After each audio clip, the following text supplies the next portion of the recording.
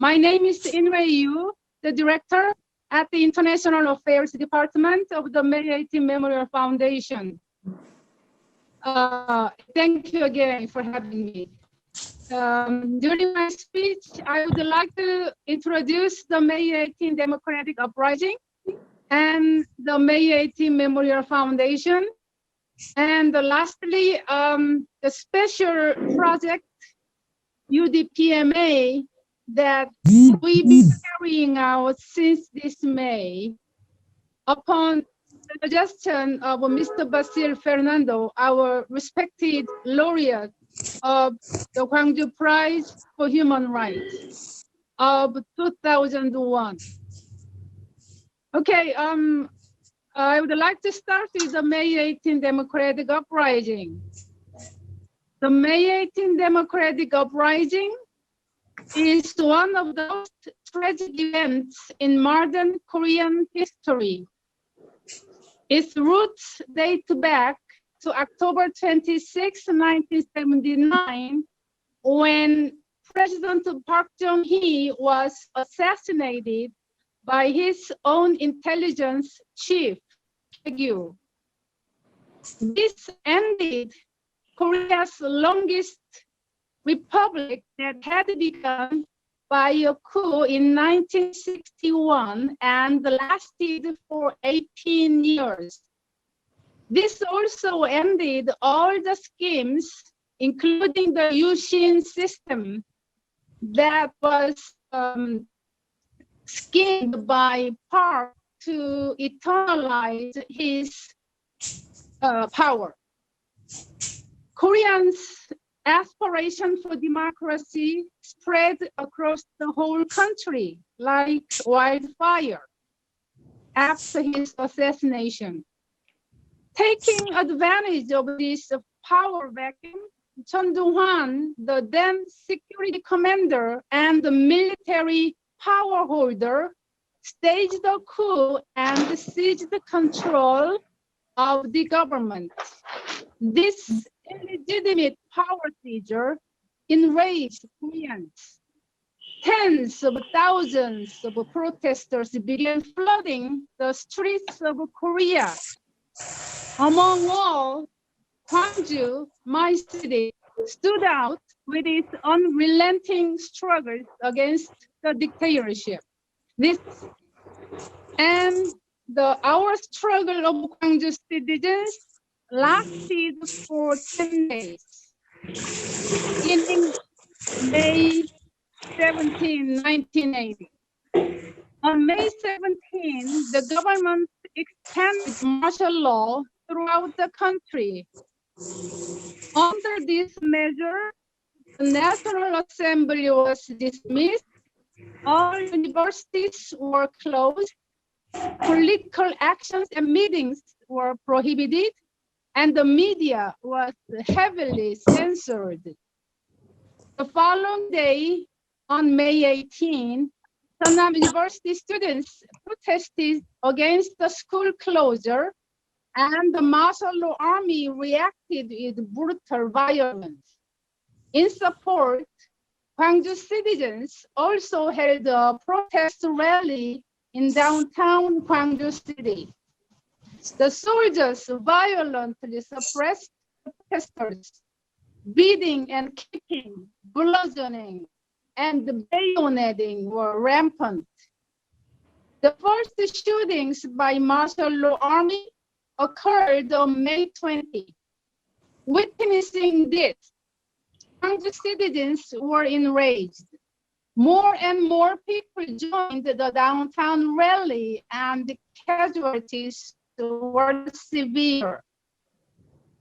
It cut electricity, supplies, and the entire city turned into darkness and was isolated from outside the world. By May 21, the crowd grew much larger. So about 300,000 people out of the population of 700,000 participated in the street demonstrations. I'll make it short. And citizens also formed a citizens' army and fought. They then finally succeeded to expel the martial law army to the city's outskirts by the afternoon of May 21. And beginning May 22 until the 26th, the city formed a community with no police presence, and thus the citizens were in charge of the public domain. They shared food and other necessities and treated and nursed the wounded.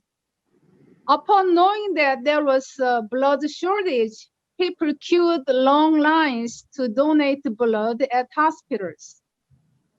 During this period of autonomous community, no single burglary actually occurred. On May 26, the citizens received an ultimatum from the army to disarm by midnight, but they decided to continue fighting and convened at the Jeonnam Provincial Hall. At 4 o'clock in the morning of May 27, the army began to open fire and the soldiers burst into the building. They shot anything that moved. In less than 90 minutes, the 10-day struggle came to an end, and the provincial hall was handed over to the army. That was the end of the 10-day struggle. There are different points of view in evaluating the May 18 democratic uprising, but today the most commonly discussed are some 5 things following. First, it advanced Korea's democracy by helping people realize that they are the center force in nation's history. By rejecting Chun Doo-hwan's claims of legitimacy, the May 18 uprising was decisive in ending his regime that had simply continued the oppressive policies of President Park's Yushin system. This greatly encouraged a national democratic movement that followed afterwards. Secondly, it promoted human rights in Korea. The uprising is a case where people realized that they can gain their rights through their own struggles. They fought to improve their rights, especially the rights of marginalized people. This visibly enhanced Korea's human rights record. Thirdly, it facilitated the rise of art and culture. Gwangju citizens had been labeled as rioters and communists, and thus were not allowed to testify or write about what they had experienced during and after the uprising. What they could do only was to adapt to various art forms to express their experiences and emotions. And lastly, it was also recognized by the world when its records and documents were registered as UNESCO Memory of the World in 2011. Okay, I'm gonna go back to the now uprising, especially what Chun Doo-hwan and Roh-tae-woo, those perpetrators, did afterwards. After grabbing power, John, the massacre perpetrator, tried to various means to manipulate the public to remain in power.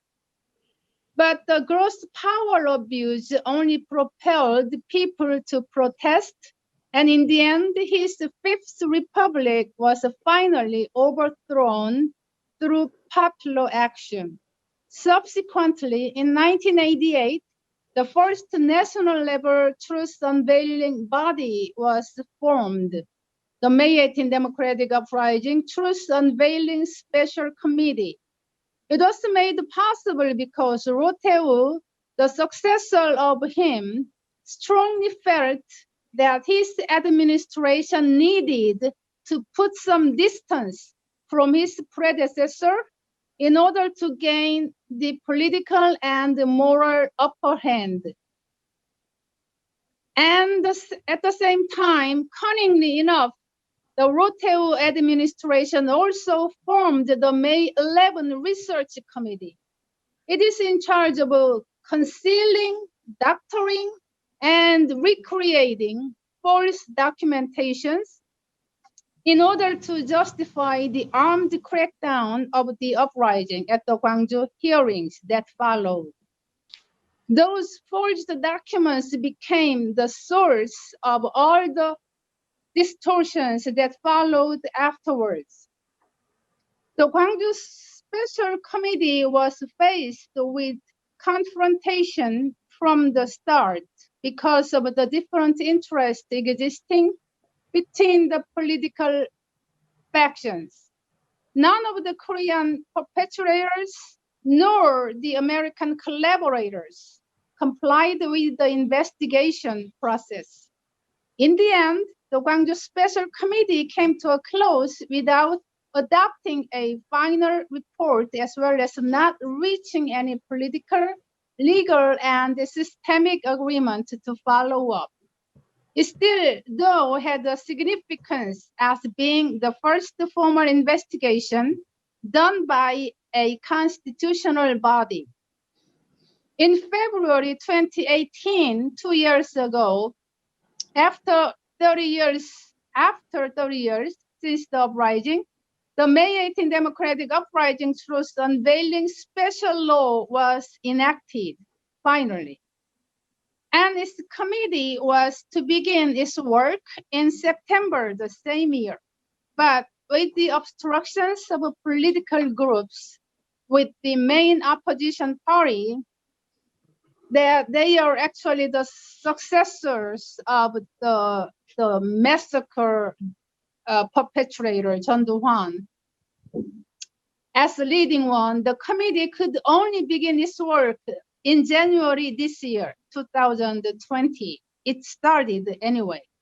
Thus, the truth of the uprising has not yet been uncovered fully, including the actual number of casualties, why the original national martial law forces were later reinforced with the paratroopers, who commanded them, and who gave the order to fire on the demonstrators, and the role of the United States in suppressing the uprising, the innocent citizens.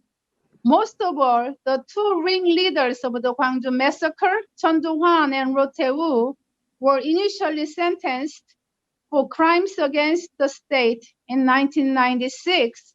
Chun was sentenced to death and Roh life in prison. But under the pretext of national unity and harmony, both were freed the following year after their sentences were commuted.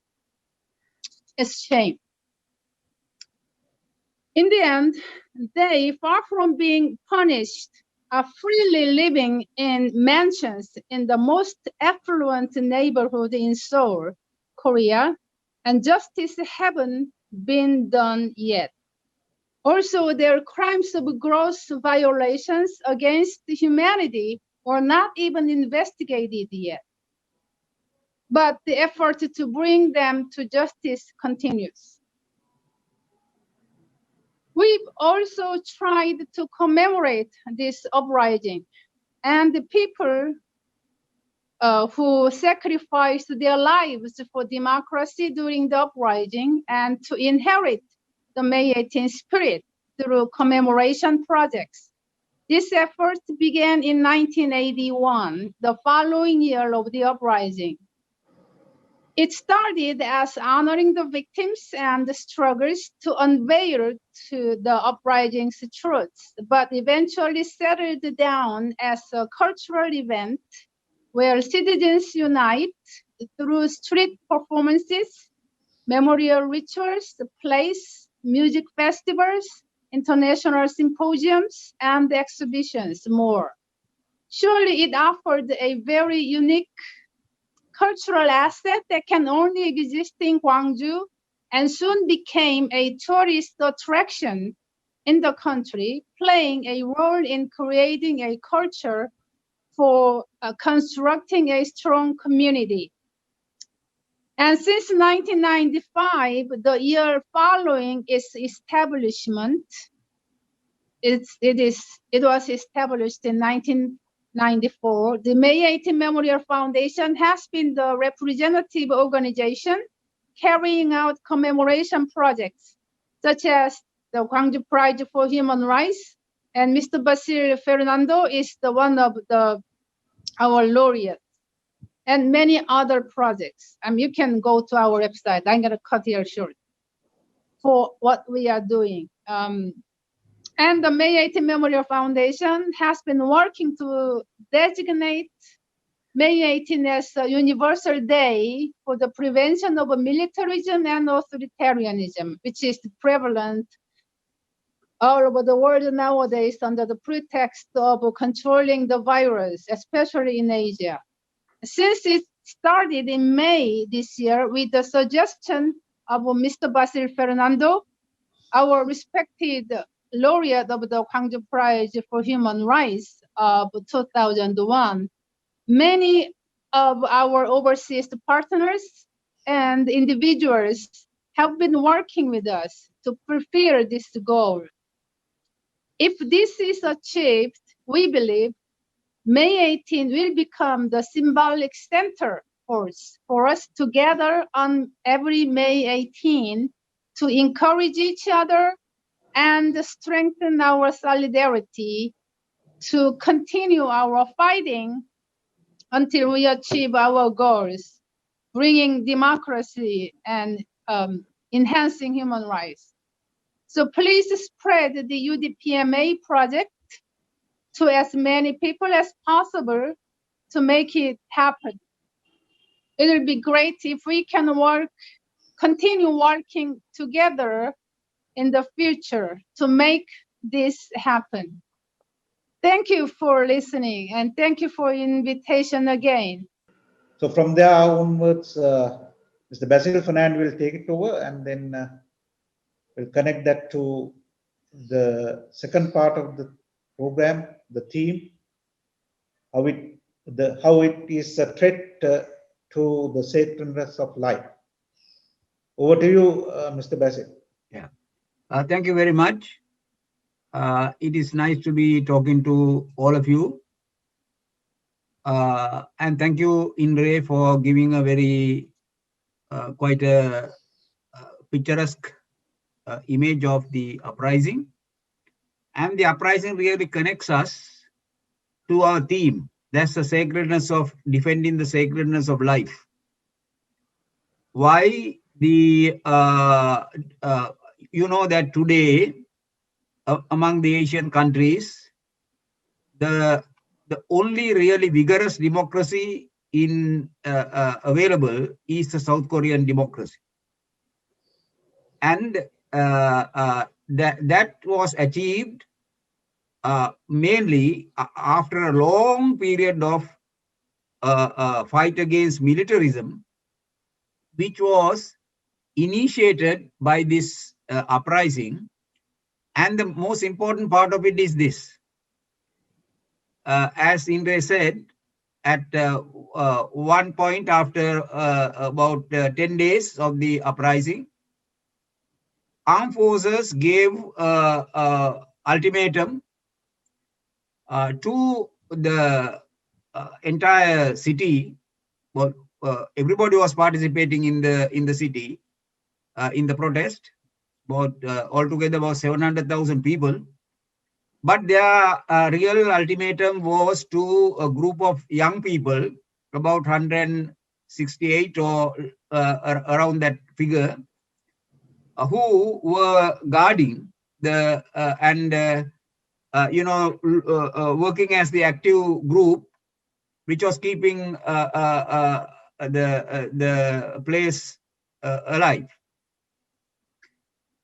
The military gave an ultimatum to them saying that at such a time, next day morning, we are going to enter And before that, if you don't surrender, well, we will use force. That day, there were several journalists, foreign journalists in city of Gwangju. Among them, an American journalist recalled that evening. These mostly young people, there were also some few adults. They sat together and discussed what will they do. They said, if we resist, then certainly we will die. We can't fight with the military. We are only people who had even some weapon taken from some police station were few, and we can't fight and win with the military. So one option is to surrender. The other option is, knowing that we are going to get defeated, let's face the fact, and being ready to die, resist. Then they are asked, what is the advantages and disadvantages of these two options? The advantage of surrendering was that they will go to jail or somewhere, and they will not die.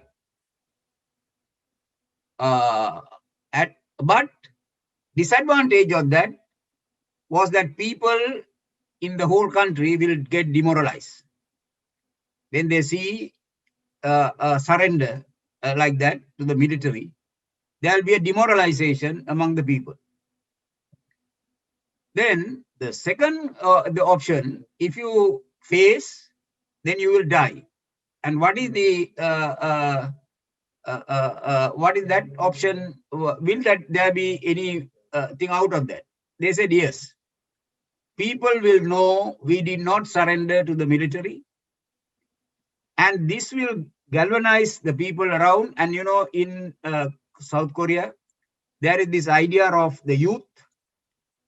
Killing of a young person is considered a very extremely serious matter, over which there have been a lot of incidents, protests. So this will awaken the people. So although we die, democracy will survive. One thing we have to remember is that these people were thoroughly committed to democracy. They were not going for any other victory. They wanted the victory of democracy. So they were willing to make a sacrifice for the sake of this. And this is what kept the whole struggle for another almost 10, 15 years, because people defended the sacredness of life of these people who sacrificed their lives. It happened in Gwangju, also it happened in few other places. People held them as people who fought for democracy, for their own future. And this became the uniting point to fight back for democracy. Enormous amount of talent was dedicated to the fight for democracy. I know this story from 2000. I have met people who were in this struggle, who virtually devoted all their lives. Some of them in the United States, in front of the White House, protesting all the time.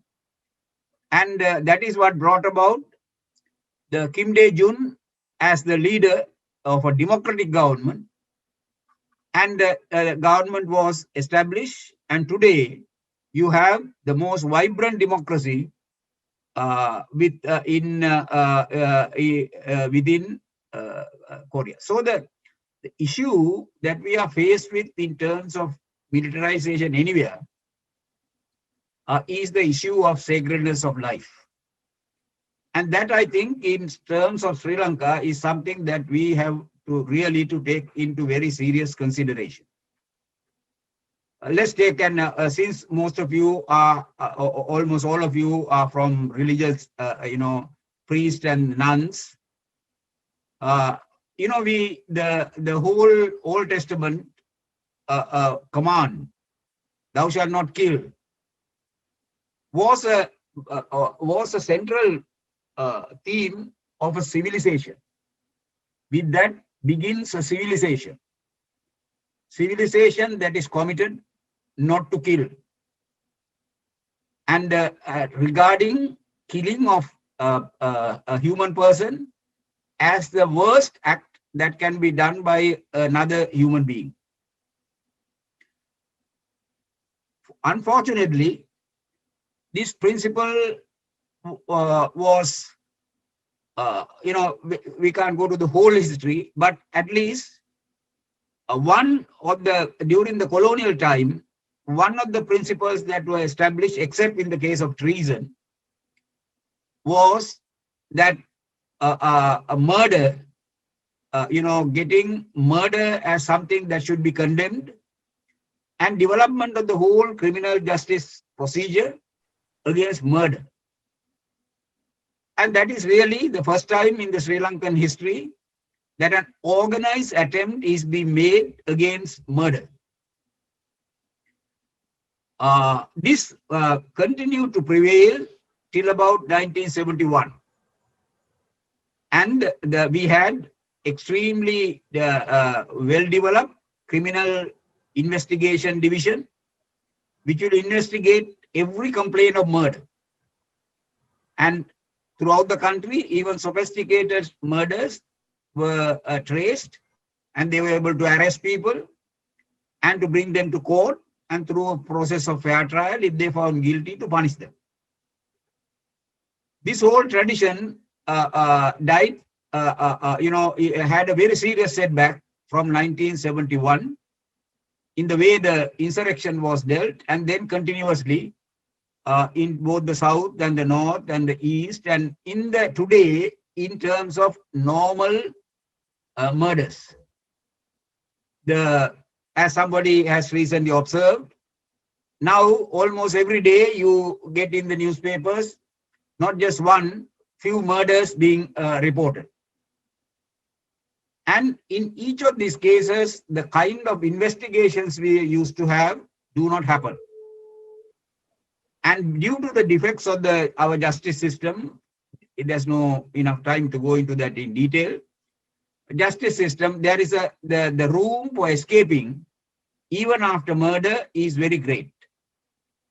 And then there is a practice now of, trying to settle all problems, even by governments, through murder. Now, the most recent incident at the Mahara prison was a very shocking moment. Those people, an overcrowded prison, as the National Human Rights Commission of Sri Lanka has called it, highly overcrowded prison where there is not even basic facilities. The people were very close to each other, even at the time they were sleeping. There is nothing called social distancing, which is the way to prevent being a victim of COVID-19. The most important aspect is to keep a social distancing. Now, within the prison, there was no possibility of doing that because it is overcrowded. And then the COVID was spreading. And naturally, people have heard about this. That spread very fast. They panicked.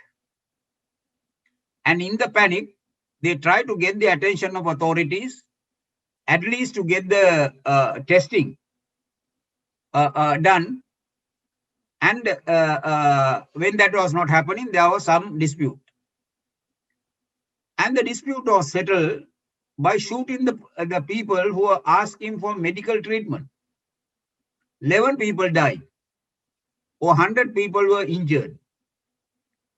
For a few days, they were keep on denying they don't know who it is and all that. But today, the story is very clear. So we have come to a point where even a prison dispute of a very understandable nature in terms of very big threat to health is settled through killings, and there's hardly any kind of a real protest and real disgust expressed by the society over this. And that happens all the time. Every 2-3 weeks, weeks, we hear that somebody had been assaulted at a police station, he dies. And every day we hear of many amounts of torture, assaults at the police stations and things like that. Now, leaving aside combat killings are those things which happens in the field when people are fighting with each other. As even under international law, that's a different kind. But many of the people who were killed, even in these various, what is called the uprisings, were people who were arrested and thereafter killed. Now, you know, there is nothing in the international law and also any decent law worse than killing a person who is under arrest. At the moment of the arrest, the state takes the function of the family. Normally, protection of a person is the task of the family. But when you are arrested, you lose that tasks. Yeah, the family is not able to look after the person.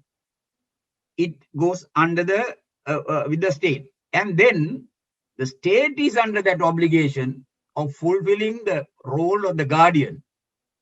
And to kill a person in custody is the worst kind of uncivilized act that is known in the modern times. But this has happened in a very large scale, both in the south as well as north and the east. So there is, we are not into any politics. We are not into any kinds of this or that legitimacy of this struggle or that struggle. That is not our issue. Under whatever circumstances, there has to be a respect for the sacredness of life and observance of basic rules for protection of the human person.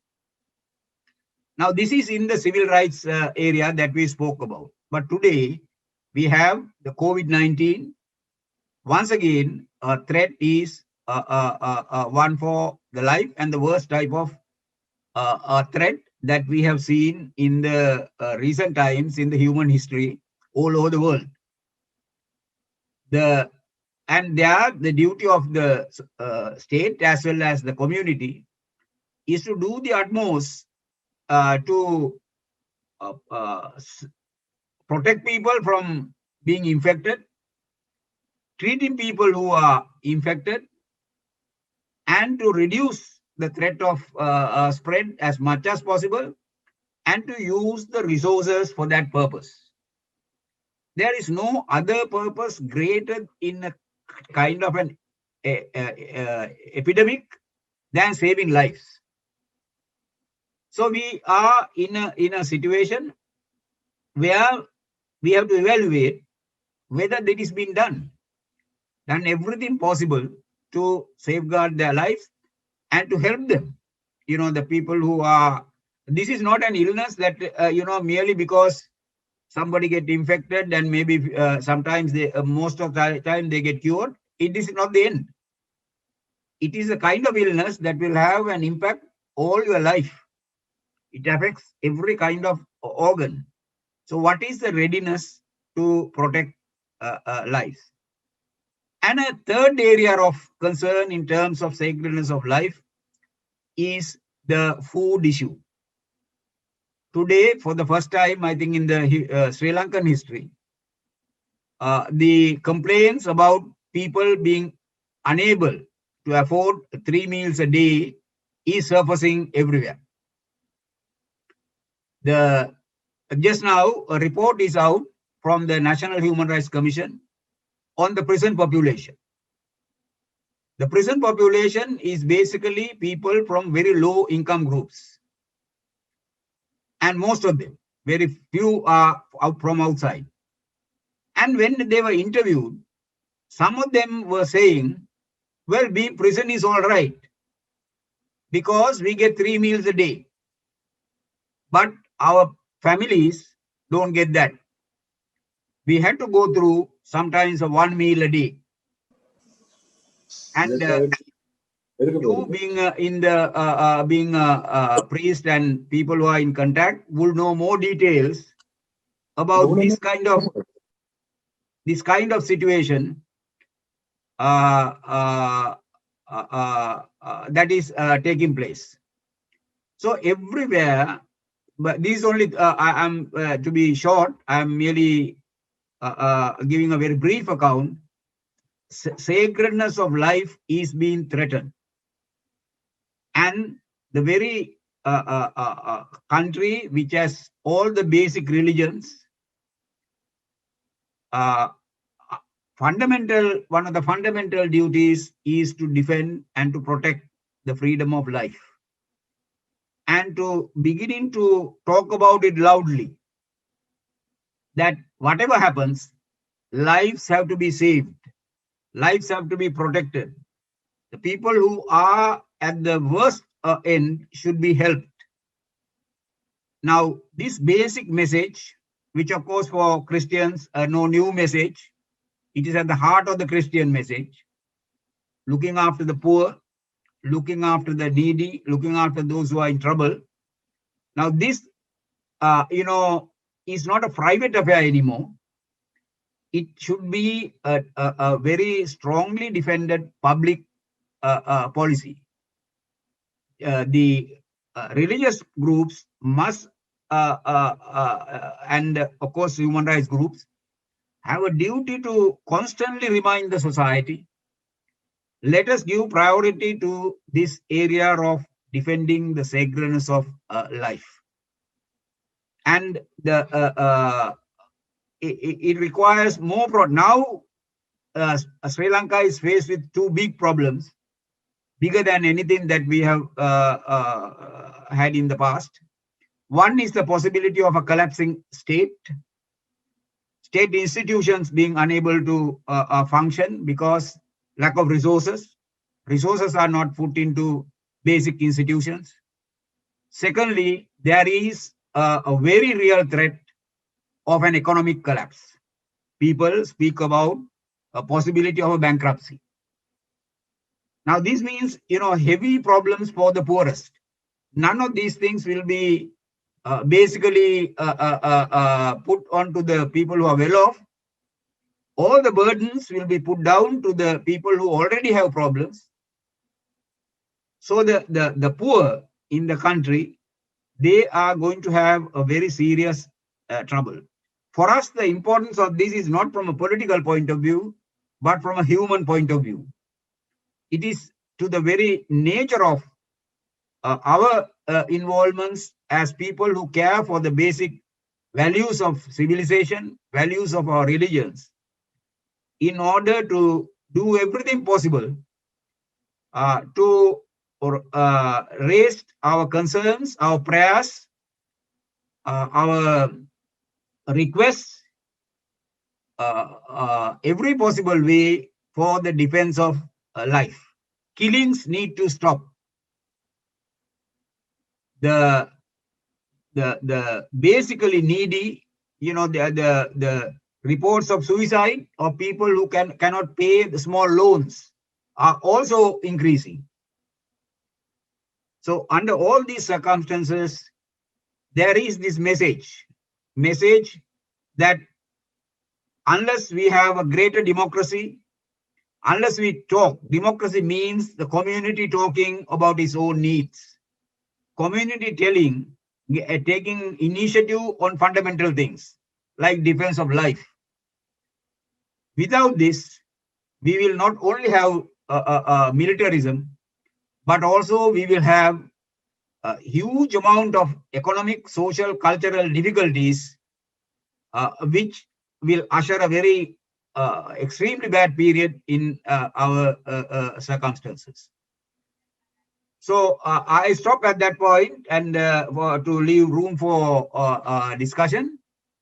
So thank you very much. I I just wanted to introduce these basic ideas. Thank you.